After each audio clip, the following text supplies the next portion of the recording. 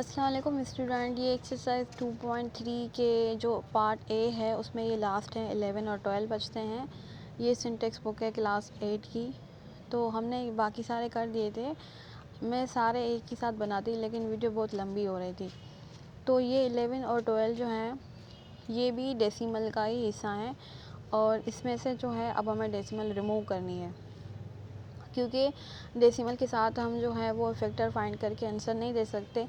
तो हमें decimal remove करनी है और डेसिमल जितने डिजिट क्रॉस करती है उतनों की जगह हम नीचे ज़ीरो लिखते हैं।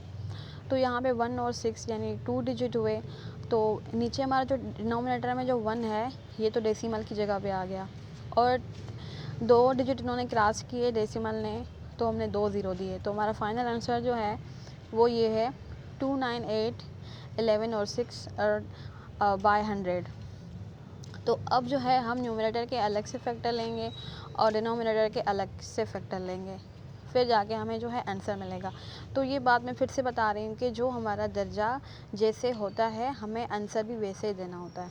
तो हमारा जो दर्जा है वो डेसिमल में था, तो हम जो है इसको सॉल्व करने के बाद जो हमारा आंसर आएगा उसको हम डेसिमल में करके रखेंगे, ताकि जो है वो जैसे हमारा दर्जा था ना शुरू में, तो वैसे ही हमारा जो आंसर है उस जैसा बने।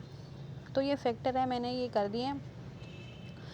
ये क्लास 8 की बुक है, इसलिए क्योंकि मैं फैक्टर कैसे फाइंड करते हैं ये मैं नहीं बता रही, क्योंकि ये बेसिक नहीं है और मैंने बेसिक जो है वो सिखाया हुआ है, या फिर आप लोग भी पीछे वाली क्लासेस जो होती हैं प्रीवियस में सीख के आए होंगे। ठीक है, इसमें बहुत ज़्यादा जो है बड़ी बड़ी टेबल्स जा रही थी। पहले 2 की गई, उसके बाद 2 की नहीं गई, 3 की, फिर 7 की। तो इसमें तो है मैंने कोशिश बहुत की कि मैं इसको जल्दी स्टार्टअप कर दूं, लेकिन ये नहीं हो रहा था। अब जो है 13 की टेबल जा रही है और 13 की टेबल ये इसमें थोड़ी सी गलती हो गई है, क्योंकि ये मैंने जो है 11 8 और 3 दो दफ़ा लिख दिया है, तो इसको मैंने सही कर दिया है। अब जो है हमारे 13 की टेबल 169 पे 13 टाइम जाएगी और 13 पे 13 की टेबल ही जाएगी 1 टाइम। तो ये अंडर रूट है, तो इसके हम जो है अंडर रूट के पेयर बनाते हैं और पेयर में से एक लेते हैं। हमने न्यूमरेटर के फैक्टर फाइंड कर दिए, अब जो है हम डिनोमिनेटर के करेंगे। तो इसको 2 की करते तो बहुत देर हो जाती, तो इसलिए इसको मैंने डायरेक्ट किया है 10 की टेबल से। 10 की टेबल 10 पे 1 टाइम और 0 वापस ले लिया, और 10 की टेबल 10 पे 1 टाइम। ठीक है, तो अब हम फाइनली इसको रूट में ही लिख रहे हैं, क्योंकि ये टॉपिक है ही अंडर रूट का। जैसे मैंने डेसिमल में इसको कन्वर्ट किया था डेसिमल से, वैसे तो मैं उसका लिख रही हूँ। और जो ये मैंने पेयर बनाए थे, इन पेयर में से एक एक करके मैं यहाँ लिखूँगी। और 2 का एक पेयर, 3 का और 7 का, 11 का नहीं, सॉरी 11 नहीं था, 13 था। फिर 13 का जो है वो एक पेयर यहाँ पे रखूँगी।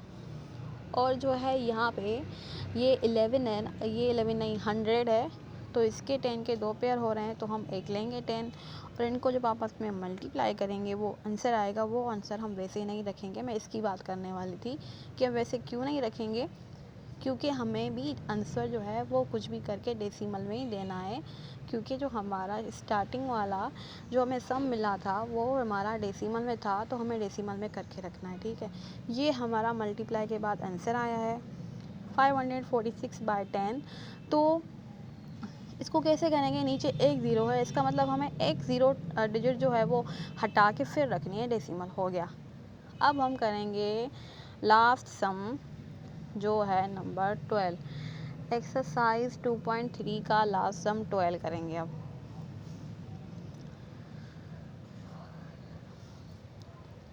अगेन ये भी आपको डेसिमल में ही दिया जाएगा, लेकिन ज़रूरी नहीं है कि हर जगह पे डेसिमल एक नंबर क्रॉस करे। कहीं पे 2 भी कर सकती है, कहीं पे 4 भी कर सकती है और कहीं पे 5 भी हो सकते हैं। तो इधर जो है हमारे 4 हो रहे हैं, तो हम क्या करेंगे कि इसकी डेसिमल जब हटाएंगे हम, तो हमें 4 टाइम्स जो है ज़ीरो पुट करने पड़ेंगे। कैसे करेंगे, जैसे पिछले हिसाब में करके आए, 4 ज़ीरो आ गए। अब इन सब की अलग-अलग करके हमने फैक्टर्स निकालने हैं। तो मैं आपको बता दूं ये बहुत बड़ा नंबर है, तो पहले तो इसको 5 की टेबल डिवाइड करेगी, उसके बाद जो है इसको 5 की टेबल डिवाइड नहीं करी थी। बहुत ही ज़्यादा ऐसा नहीं देना चाहिए था, क्योंकि ये फैक्टर फाइंड करने वाला जो तरीका होता है ना अंडर रूट का, तो इसमें इतनी ज़्यादा हैवी जो है टेबल्स नहीं दी जाती, लेकिन जो है वो करना पड़ेगा। अब तो 5 की टेबल नहीं जाएगी, अब डायरेक्ट हम 229 की करेंगे। मैंने तो इसे किया, आपको अगर दूसरा तरीका आ रहा है तो आप वो भी कर सकते हैं, लेकिन आपका टाइम बहुत ज़ाया होगा और उसके बाद आपका आंसर भी नहीं आएगा, तो आपका दिल भी नहीं करेगा इसको आगे सॉल्व करने का। तो जो ये हमारा ये 10,000 है डिनोमिनेटर में, इसको भी कोशिश करेंगे हम कि कोई बड़ी सी टेबल लें ताकि इसको जल्दी कर लें, वरना ये 0 0 बहुत ज़्यादा है, अगर 2 की टेबल लेंगे तो बहुत टाइम लग जाएगा। तो हमने फिर से इसकी 10 की टेबल ली है ताकि हमें सम करने में जो आसानी है और हमारा टाइम जो है ना इतना ज़ाया नहीं हो। तो फिर से हम 10 की करेंगे ताकि जल्दी जल्दी हो जाए। अब फाइनली जो है हमारा 1 आ गया, इसका मतलब हमारा फैक्टर ख़त्म। तो अब हम इसको रूट में रखेंगे क्योंकि है तो ये स्क्वायर रूट ही ना। तो हमने जो चेंज कर दिया था डेसिमल का, हम वो ले रहे हैं जो हमने डेसिमल को हटा के अपनी तरफ से 0 ऐड किए थे, क्योंकि ये रूल है।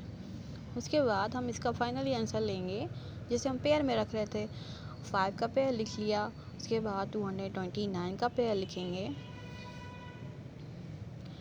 और अब करेंगे हम ये 10 वाले उनके पेयर लेंगे, एक पेयर होगा और 2 होगा, इसका मतलब हम 2 ही रखेंगे बस। इनको मल्टीप्लाई करने के बाद जो हमारे पास आंसर आएगा अगेन उसको हमें किस में रखना है, डेसिमल में रखना है। अब यहाँ पे 2 ज़ीरो हैं तो 2 डिजिट क्रॉस करके हमें डेसिमल रखनी है। 5 4 को छोड़ के 2 हो गए, 11 के बाद रखनी है हमने डेसिमल। 11 डेसिमल 4 5 इसका फाइनली आंसर है। Thank you.